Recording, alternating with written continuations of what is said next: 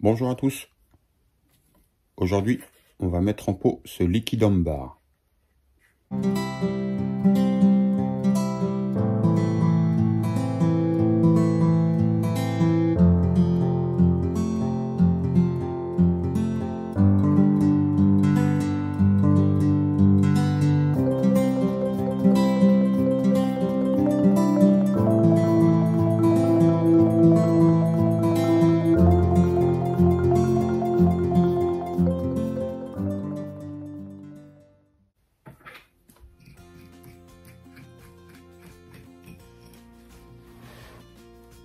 Donc je vais dépioter son pain racinaire qui était dans son conteneur. Je vais pas mettre tout en vidéo, ça va être un peu long. On va essayer de voir un peu comment ça se passe en dessous et je remets en image la partie quand j'aurai bien tout dégagé pour voir un peu son ébari et comment ça se passe en dessous.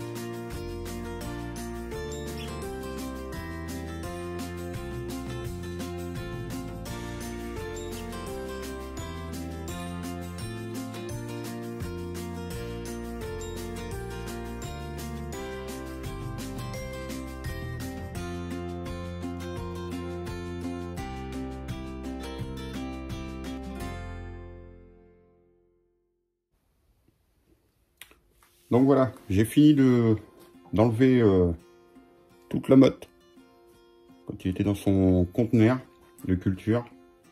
Donc on peut voir, il ne reste pas grand chose.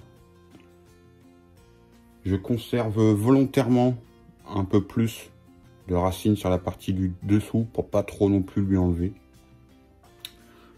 J'ai dégagé la base du nébari. On peut voir, il y avait des racines qui partaient assez hautes. Je les ai sectionnées car il n'y avait vraiment pas beaucoup de radicelles dessus. J'ai privilégié les parties basses. Donc la base de son nébari, je pense que je la ferai partir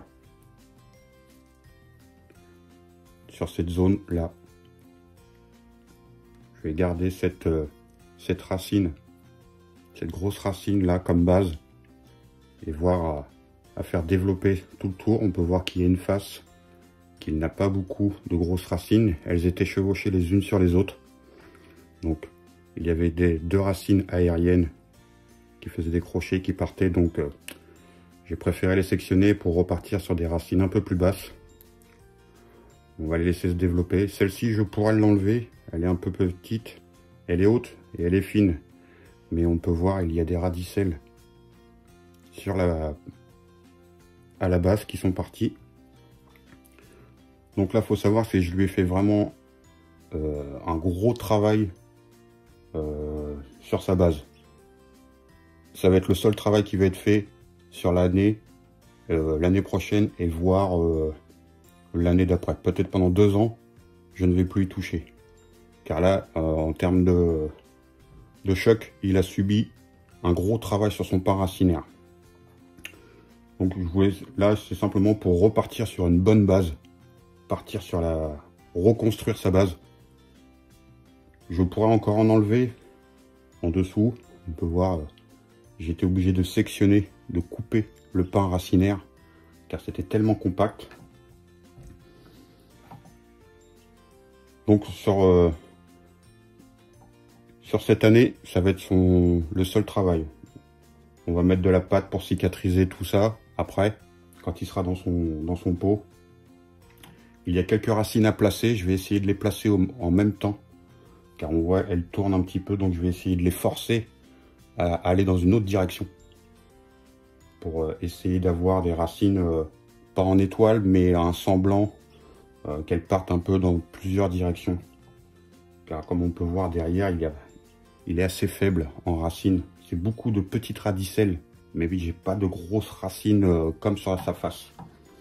Donc, par contre, le truc qui est bien, c'est vu que sa face, on va voir après dans son pot, mais sa face sera sûrement celle-ci. Donc, on peut voir sur sa face qui sera la face qu'on verra qui sera mis en avant. Il y a quand même de belles racines sur l'avant. Sur la partie arrière, on le laissera se développer avec le temps. Alors celui-ci, c'est un liquide ambar. C'est un cultivar qui a été créé dans les années 80, d'après ce que j'ai pu lire. C'est originaire de l'Amérique du Nord, du côté de la Floride. Donc, c'est d'après ce que j'ai lu, c'est un arbre qui pousse relativement pas trop vite, mais l'avantage, enfin, il a un bon développement sur son pain, sur la partie feuillage, mais il se développe quand même beaucoup moins vite que sur d'autres feuillus. Par contre, la chose intéressante sur ce type de cultivar, c'est que naturellement, il se fait de lui-même en boule. Donc ça peut être un arbre qui peut être fait au ciseau après sans avoir besoin d'être trop ligaturé.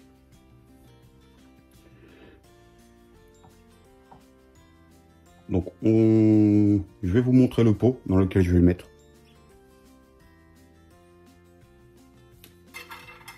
Donc voilà, la poterie dans laquelle je vais les mettre.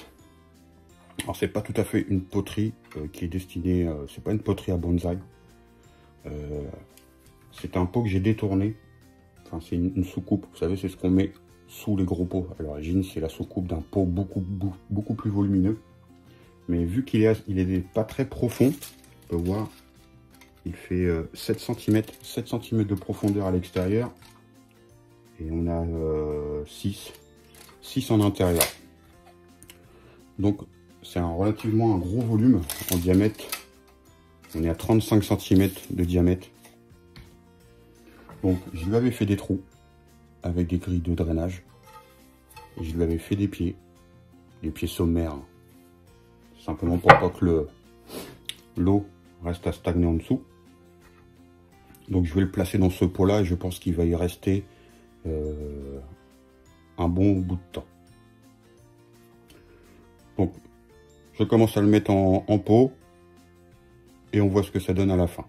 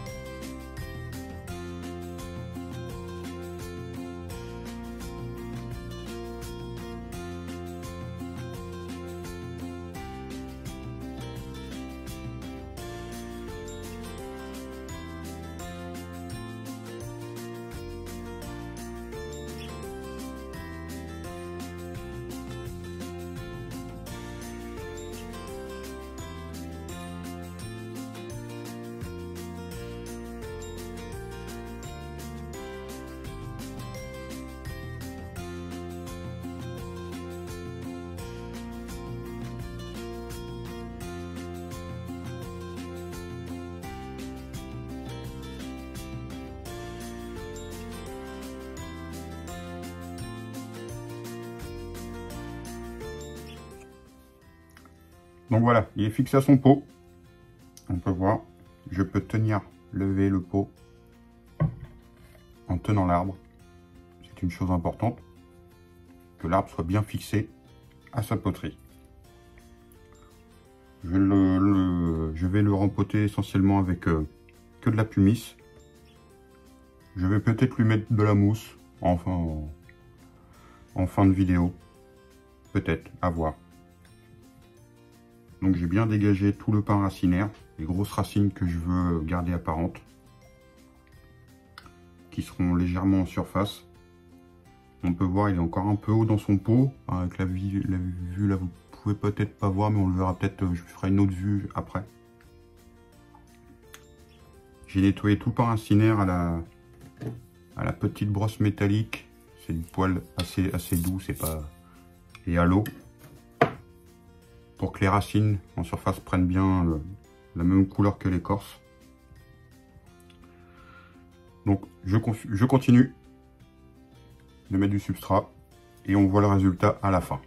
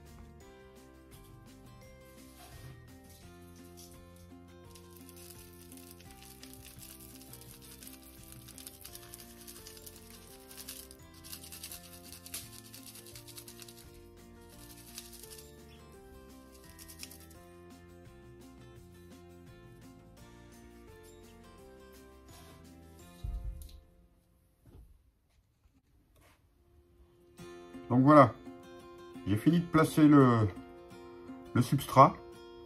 Et on peut voir en surface, il n'a pas la même couleur que la pumice. Simplement en surface, je lui ai mis, je lui ai fait un mélange de substrat à bonsaï avec de la toute petite pouzzolane en 3-4 mm. Alors pourquoi j'ai fait ça? Simplement c'est parce que je vais voir à lui placer de la mousse et en fin de compte le substrat va aider aussi à l'implantation de la mousse et aussi par effet de diffusion avec l'eau le substrat va apporter aussi un peu d'oligo-éléments, tout ce qu'il lui faut pour se refaire une santé. Alors, il sera bien sûr, il subira un engraissement à partir du printemps pour lui donner un coup de peps pour l'aider après le travail qu'on vient de lui faire. Donc je pense que l'engrais que j'utiliserai, il aura sûrement un NPK très élevé pour vraiment l'inciter à tiger. Malgré que là, il commence à avoir une belle forme, mais on l'aidera quand même avec un engrais vraiment très costaud. Je pense avec un NPK en 10-10-10 pour vraiment l'aider à repartir de bon pied au printemps. Donc comme je le disais, ça sera son seul travail cette année. L'année prochaine aussi, je ne lui ferai rien du tout l'année prochaine, je le laisserai faire ce qu'il veut. Et on verra sûrement dans 2 ans, à voir comment ça s'est... il retournera peut-être dans la même poterie, mais voir comment s'est développé son pain racinaire en dessous, pour pouvoir retravailler encore le pain racinaire. Mais sur l'année prochaine, on va le laisser faire ce qu'il veut. L'année d'après, on lui fera peut-être des petites tailles par-ci par-là pour les orientations. Mais on ne fera essentiellement que ce travail-là pour les 2 prochaines années. Donc il va aller à l'arrosage. Une fois l'arrosage fait, je vois lui placer un peu de mousse pour lui donner un petit côté sympa. Et après on le laisse tranquille pendant un petit moment.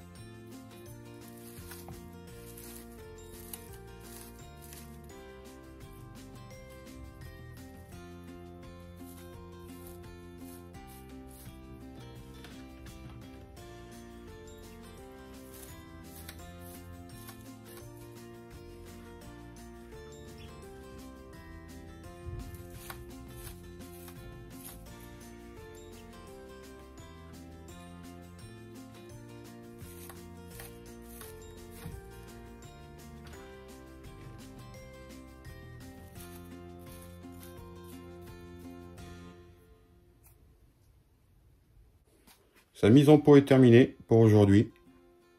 Je lui ai mis un petit peu de mousse, histoire d'agrémenter que ça fasse joli. Il faut savoir que la mousse, sûrement, à la belle saison, elle est amenée à disparaître, elle séchera et elle sera amenée à disparaître. Donc quand les mousses, elle sèche, souvent elle revient à l'automne suivant. Donc voilà, j'en ai pas mis partout, simplement juste comme ça, pour vous en mettre juste un petit peu. Donc voilà, c'était la vidéo du jour sur un liquide ambar d'un cultivar, le Gumball. C'est un arbre c'est un cultivar qui a été créé dans les années 80. Comme je le disais dans la vidéo juste avant, c'est originaire de l'Amérique du Nord, dans la région de la Floride par là, d'après ce que j'ai lu. Donc ça sera les seuls travaux qui seront faits cette année et l'année prochaine, comme je le disais. Alors sa face, je pense que sa face sera celle-ci, avec la branche derrière qui sera fuyante par derrière. Donc je vais attendre voir comment il va se développer pour peut-être que la face changera, mais je pense que sa face sera celle-ci. Il y aura peut-être des branches en partie haute. On va dire les charpentières sont quasiment faites, mais il y a encore un peu de ligature et attendre que sa ramification se fasse. Donc voilà, c'était la vidéo du jour. Je vous remercie d'avoir regardé si vous êtes resté jusqu'à maintenant. Certains zappent, mais bon, vous faites bien. Il y a des choses qui sont pas très intéressantes. On veut parcourir assez vite. L'essentiel, c'est que vous voyez un peu les travaux qui sont faits sur certains arbres.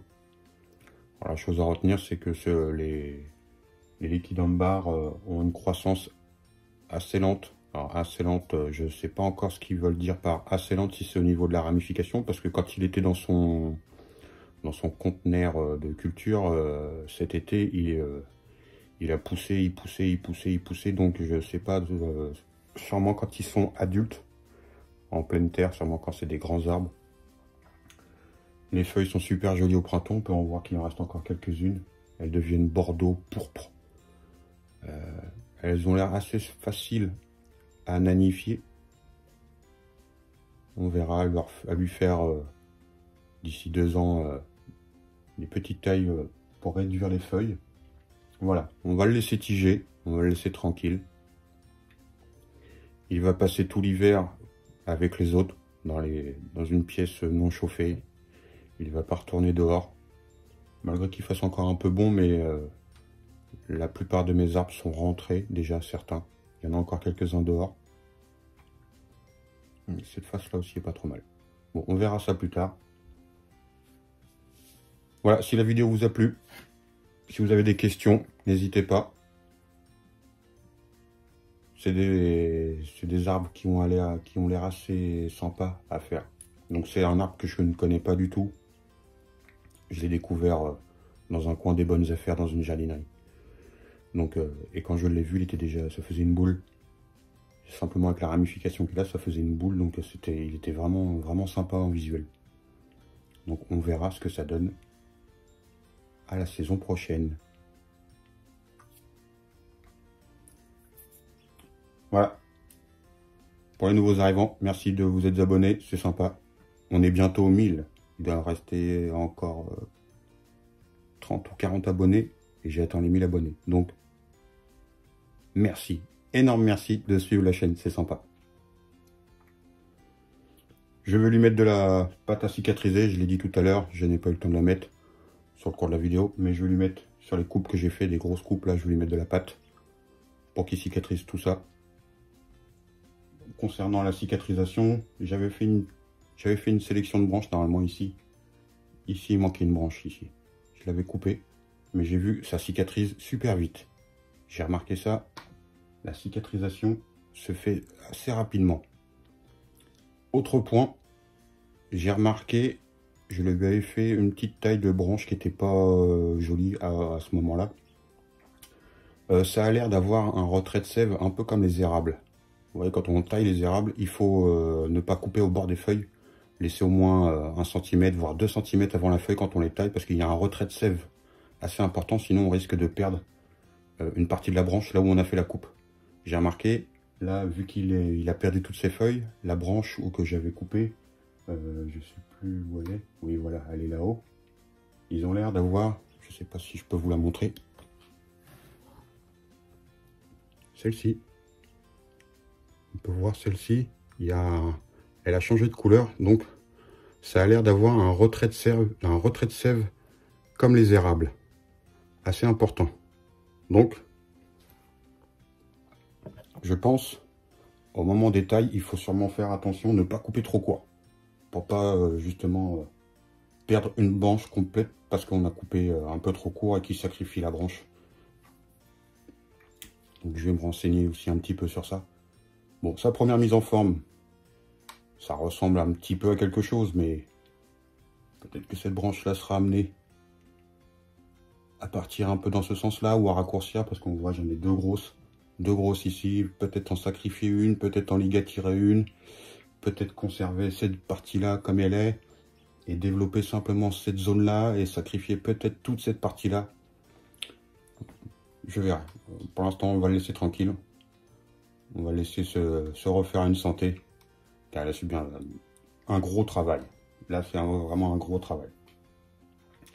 Je vous dis à bientôt pour une prochaine vidéo. La prochaine vidéo, j'ai un Yamadori, un charme, un grand spécimen, qui est... je vais peut-être faire la vidéo sur enlever la ligature et refaire une ligature pour replacer la ramification qu'il a fait cette année. Donc peut-être que je le mettrai en vidéo, histoire qu'on voie un peu enlever la ligature et replacer la ligature sur une ramification un peu plus fine. Je vous dis à bientôt pour des prochaines vidéos. Comme d'habitude, des questions, n'hésitez pas, si je peux y répondre, j'y répondrai. C'était la vidéo du jour sur un liquide ambar Kumble. N'hésitez pas à vous renseigner sur l'arbre, il a l'air assez sympa. À l'automne, c'est sympa, les couleurs sont vraiment sympas.